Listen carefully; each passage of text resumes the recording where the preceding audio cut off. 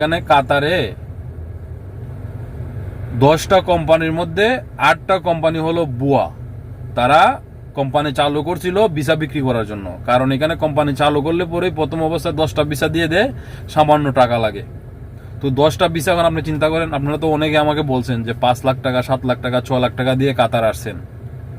আমি নর্মালি যদি 4 লাখ টাকা করে ধরি, 10টা ভিসা 40 লাখ টাকা বিক্রি করছে। কোম্পানিগুলোতে আর কত টাকা লাগছে? 2-4 লাখ টাকা লাগছে। এখন কোম্পানিগুলো নাই, উদাও। আমার এমন কোনো দিন নাই যে 10টা-15টা মেসেজ আসে না যে কাজ নাই, কোম্পানি আইডি দিতেছে না, কোম্পানি আইডি দিতেছে না, এখানে এসে অফিস পাইতেছেন না। কোন দালালের মাধ্যমে, ব্রোকারের মাধ্যমে আসছেন, আসার পরে এজেন্সির মাধ্যমে আসার পরে এখন এজেন্সি ফোন ধরতেছে না, ব্রোকার ফোন ধরতেছে না। অনেকে আমাকে ফোন দেন বিভিন্ন দেশ থেকে, সৌদি আরব থেকে, দুবাই থেকে। আমার ছোট ভাইরে পাঠাইছিলাম মালয়েশিয়াতে, একজন গতকালকে ফোন দিয়া পুরা কান্নাকাটি যে আমার ছোট ভাই রাস্তাঘাট চিনে না, ব্রোকার ওরে নিয়ে একটা রুমের মধ্যে রাখছে। এখন ব্রোকার আর যোগাযোগ করে না, রুমের মালিক বলতেছে যে তুমি রুম ভাড়া দাও, আর না হলে তুমি রুম থেকে চলে যাও। অথচ সে এখন আইডি পায় নাই, কোম্পানি কি কুই জানে না।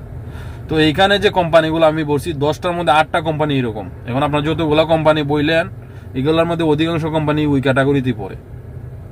আর যে 2টা কোম্পানি আছে, আমি অনেকগুলা ভিডিওতে বলছি যে বাকি 10টার মধ্যে যে 2টা কোম্পানি আছে, এটার মধ্যে একটা কোম্পানি হইল গিয়ে একবারে ক্লিয়ার পিওর, ওরা বাংলাদেশ থেকে লোক আনবে না, আনে না। এখন বাংলাদেশের সিচুয়েশন তো খারাপ, ভিসা হয় না, এটা আপনারা জানেন। অনেক মানুষ অনেকে টাকা টোকা দিয়ে বিভিন্নভাবে ভিসা উঠায়। তো যাই হোক, ওই কোম্পানি বাংলাদেশ থেকে লোক আনবে না। কেন আনবে না আমি বলি আপনাদেরকে। কারণ এইখানে শত মানুষ বেকার, ওদের যে ক্যাটাগরির লোক লাগে। আপনারা তো অনেকে আমাকে বলেন, ভাই সিকিউরিটি গার্ডের ইন্টারভিউ দিয়ে আমি আসতেছি, ভাই ক্লিনারের ইন্টারভিউ দিয়ে আসতেছি।